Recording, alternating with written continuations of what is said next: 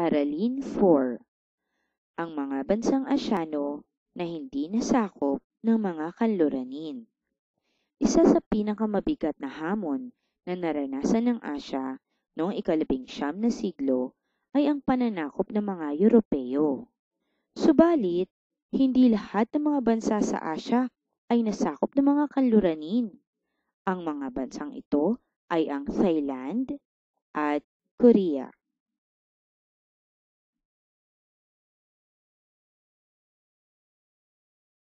Ang Thailand sa gitna ng imperyalismong English at French.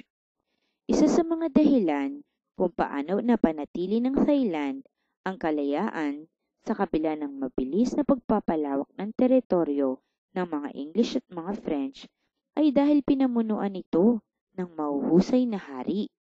Tatlo ang haring kinilala na nagpatatag sa Thailand sa panahon ng pananakop ng mga Europeo. Si Buddha Yodfa o Rama I, si Mongkut o Rama IV, at si Chulalongkorn o Rama V. Si Haring Buddha Yodfa ay namuno sa Thailand mula 1782 hanggang 1809. Sa panahon ng kanyang pamumuno, pinakamalawak ang teritoryo ng Thailand dahil naging bahagi ng bansa ang ilang lalawigan ng Burma, Cambodia, at Malaysia. Naitatag din ang Bangkok bilang kabisera ng Thailand. Si Haring Mongkut naman ay namuno sa Thailand mula 1851 hanggang 1868. Ilan sa mga patakarang kanyang ipinatupad ay ang pagbubukas ng Thailand sa banyagang kalakalan,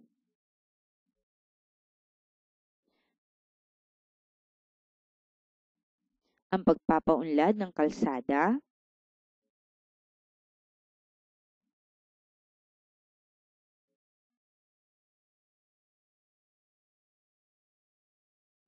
gayon din ang pagpapaunlad ng sistema ng pananalapi at paghikayat sa mga opisyal ng pamahalaan na mag-aral ng kasaysayan at wika ng mga banyaga. Hindi siya nangiming yakapin ang pagbabago upang makaagapay ang Thailand sa mga kanluranin. Si Haring Chulalongkorn naman ay namuno sa Thailand noong 1868 hanggang 1910. Sa panahon ng kanyang pamumuno, ipinagpatuloy niya ang programang modernisasyon ng kanyang amang si Haring Mongkut. Sinimulan din niya ang pagpapagawa ng mga rilis ng tren upang mapabilis ang ugnayan sa pagitan ng mga lalawigan. Bagamat may intensyon ng England at France na sakupin ang Thailand, hindi nagkasundo ang dalawang banyaga kung saan nila ilalatag ang hangganan sa pagitan ng kanilang mga kolonya. Kaya't noong 1896 nagkasundo na lamang ang dalawang kanluraning bansa na garantiyahan at panatiliin ang kalayaan ng Thailand. Kaya naman napanatili ng Thailand ang kanyang kasarinlan sapagkat siya ay naging buffer state o estado sa pagitan ng mga teritoryong kolonyal ng France at England. Ang Korea bilang Hermit Kingdom. Kakaiba naman ang pamamaraan na ginamit ng Korea sa pagpapanatili ng kanilang kasarinlan dahil sa halip na buksan ang kanilang bansa sa mga banyaga tulad na ginawa ng mga hari ng Thailand, isinara nila ang kanilang kaharian sa lahat ng impluwensyang banyaga. Dahil dito, binansagang Hermit Kingdom ang Korea sa panahong ito. Ang pinakatanyag na pinuno sa panahon ng dinastiyang Yi, Joseon o Joseon noong 1397, ang pinakahuling dinastiyang namuno sa Korea na itinuring din na gininto ang panahon ng Korea ay si Haring Sejong. Sa ilalim ng kanyang pamamahala, umunlad ang Korea sa paggamit ng teknolohiya,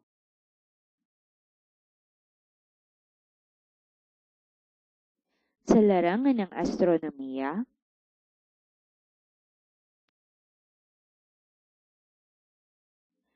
gayon din sa agrikultura,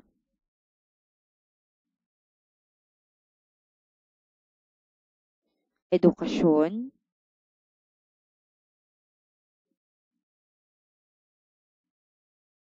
at serbisyo sibil.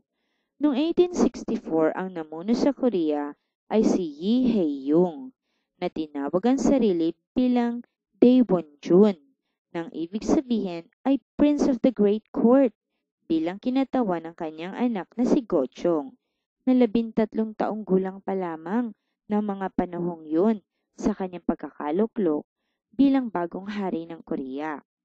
Naniniwala si Daewonjun na ang pakikipagkasundo sa mga Europeo ay lagi nagdudulot ng benepisyo para lamang sa mga banyaga. Maging ang relihiyon na dala ng mga Europeyong misyonero ay nagdudulot ng paglabnaw ng kultura at paniniwala ng mga Korean.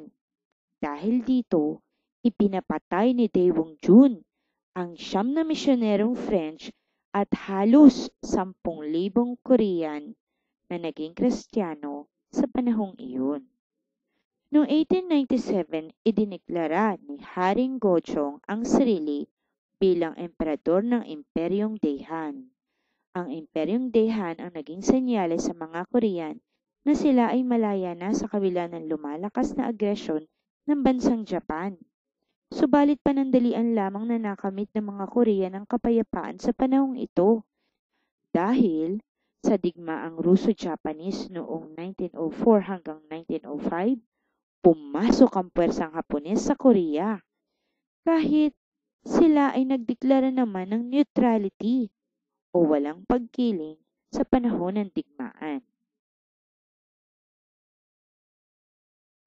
Taong 1910 nang tuluyang maging kolonya ng Japan ang Korea. Makikitang magkaibang estratehiya na ginamit ng mga Korean sa pagpigil ng pananakop sa kanya ng mga Europeo kung ihahambing sa ginamit ng mga hari ng Thailand. Ang huli ay matagumpay na nakaligtas sa pagiging kolonya ng mga kanluranin, ngunit sa kaso ng Korea, nakaligtas man sila sa mga Europeo, hindi naman sila nakaligtas sa pananakop ng isang bansang Asyano. Ito ang mga bansang Asyano na hindi nasakop ng mga kanluranin.